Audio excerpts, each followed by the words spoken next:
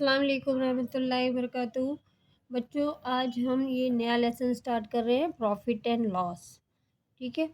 तो जिस आप जब भी मार्केट जाते हैं तो कोई भी आर्टिकल, कोई भी सामान जो खरीदते हैं उसका जो प्राइस होता है लेने का, उसे हम कहते हैं कॉस्ट प्राइस। ठीक है। The price at which an article is purchase is called cost price, और इसको शॉर्ट में क्या हम कहते हैं, CP। Okay. and the price at which an article is sold is called selling price। और जिस प्राइस में कोई सामान हम सेल कर देते हैं, बेच देते हैं, उसे कहते हैं SP। ठीक है। अगर कोई, आपने देखा होगा सेलर्स होते हैं, सब्जी वाले हैं, फ्रूट्स वाले हैं, या कोई भी सामान कोई लाता है ना, तो वो मंडी से लाता है कम रेट पे और फिर इसे यहाँ पे कुछ ज़्यादा प्राइस में बेचता है। तो उसका कॉस्ट प्राइस अगर सेलिंग प्राइस से कम होगा तभी उसे प्रॉफिट होगा। Selling price is greater than cost price, तो हम क्या कहेंगे कि उसे प्रॉफिट हुआ है। और प्रॉफिट होता कितना है, सेलिंग प्राइस में से कॉस्ट प्राइस को माइनस कर देते हैं। सपोज किसी आर्टिकल का कॉस्ट प्राइस है 50 रुपीज़ और उसने सेल किया उसे 100 रुपीज़ में, तो क्या होगा, प्रॉफिट। प्रॉफिट क्या होगा, 100 में से हम 50 रुपीज़ माइनस कर देंगे, तो उसका प्रॉफिट कितना हुआ, 50 रुपीज़। ओके। लेकिन कभी कभी ऐसा होता है कि कोई सामान ख़राब आ जाता है या कुछ प्रॉब्लम हो जाती है, तो कॉस्ट प्राइस अगर सेलिंग प्राइस से ज़्यादा हो गया, हमने ख़रीदा था महंगा लेकिन उसको सेल किया कम प्राइस में, तो उस टाइम शॉपकीपर को लॉस हो जाता है, जो भी सेलर होता है उसको लॉस होता है। तो लॉस कितना हुआ ये निकालने के लिए हम क्या करते हैं, क्योंकि CP ज़्यादा है तो CP में से SP माइनस करते हैं। तो SP जब माइनस किया जाता है तो पता चलता है हमें एक्चुअल लॉस कितने रुपीज़ का हुआ। और अगर SP निकालना है यानी सेलिंग प्राइस निकालना है और CP और प्रॉफिट दिया हुआ है, तो कॉस्ट प्राइस में प्रॉफिट ऐड कर देंगे। और अगर कॉस्ट प्राइस नहीं पता है तो सेलिंग प्राइस में प्रॉफिट माइनस कर देंगे। लेकिन अगर लॉस हुआ है तब SP कैसे निकालेंगे, CP में से लॉस को माइनस कर देंगे और CP निकालने के लिए SP में यानी सेलिंग प्राइस में लॉस को ऐड कर देंगे।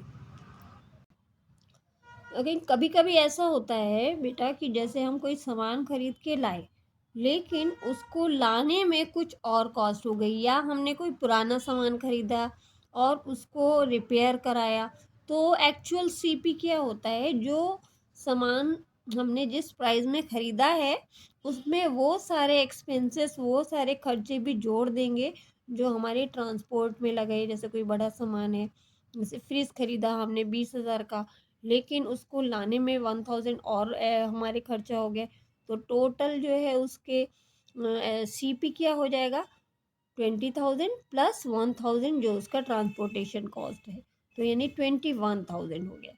तो कई बार एक्चुअल CP जो है उसके प्राइस से जो उसका CP है उसमें ओवरहेड है, जो एक्सपेंसेस होते हैं, एक्स्ट्रा जो खर्चे होते हैं, उसको ऐड करने पे आता है।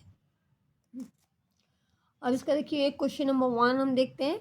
Rashid buys an old laptop for ₹16,800। Rashid ने ओल्ड लैपटॉप कितने में लिया, 16,800 में, and spends ₹800 on its repairs. कभी कभी ओल्ड सामान लिया जाता है तो उसमें कुछ गड़बड़ी होती है या कुछ ठीक कराना पड़ता है, तो उसने उसकी रिपेयरिंग में कितने पैसे खर्च किए, 800 रुपीज़। अब इसकी एक्चुअल कॉस्ट जो है थोड़ी सी बढ़ जाएगी। फिर क्या किया उसने, if he sells the laptop for ₹20,000 find its profit और लॉस। अब उसने रिपेयर कराने के बाद उसको सेल कर दिया 20,000 में, तो हमें ये फाइंड करना है कि उसको प्रॉफिट हुआ या लॉस हुआ, और अगर हुआ तो कितना हुआ। देखिए अब कैसे करेंगे, इसके स्टेटमेंट क्या लिखेंगे, CP of old laptop is equal to ₹16,800 और ओवरहेड एक्सपेंसेस जो उसके रिपेयरिंग में लगे वो कितने हैं 800। अब हमारा एक्चुअल CP कैसे आ जाएगा, इन दोनों कॉस्ट को ऐड कर देंगे, 16,800 प्लस 800 को ऐड कर देंगे। ऐड कर लीजिए इसको यहाँ पे।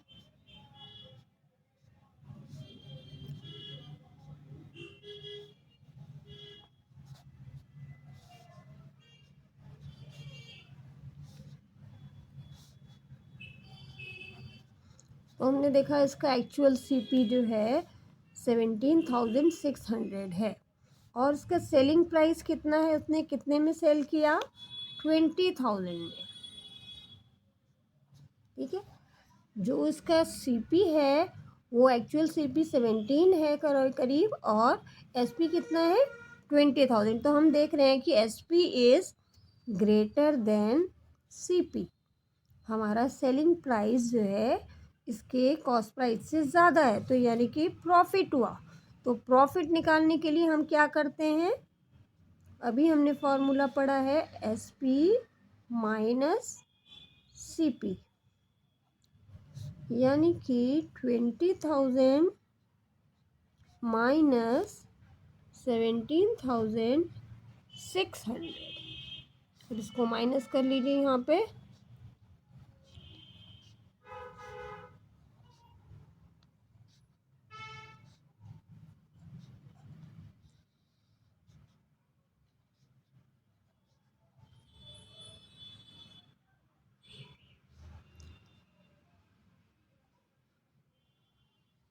उसको प्रॉफिट कितने का हुआ, प्रॉफिट हुआ उसे